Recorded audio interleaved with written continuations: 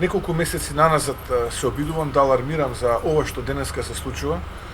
За жал не сум убеден дека тоа што го говори Зоран Заев ќе се оствари, не затоа што не сакам, туку затоа што убеден сум дека тие луѓе кои што зависи енергетска система во Македонија во моментот не знаат како тоа да го направат, а за жал и состојбата во Европа е таква да тешко ќе дојдеме до ефтин енергенс и до практично до ефтина струја која што ќе ја користат граѓаните.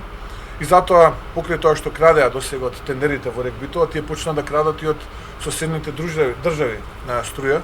И затоа стигаат оние аларми од Брисел дека треба да се престане веднаш со крадење на струјата од соседните систем оператори. Се обидуваат да фингираат некаков старт на еден блок, друг блок и така натаму.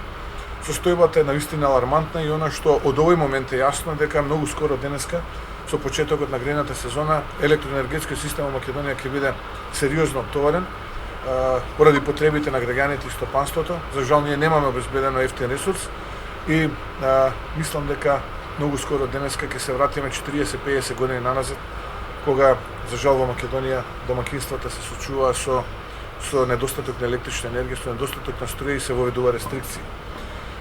Се тоа за жал недомакинско работење по принципот на свршен чин, односно да го клекнеме народот на колена, да клекнеме државата на колена, ќе доведе до една не само енергетска, туку и сериозна финансиска криза, бидејќи ова некој мора да го плати. И на крајот од денот, ова, верувате, за жал, морам да констатирам дека ќе го плати народот.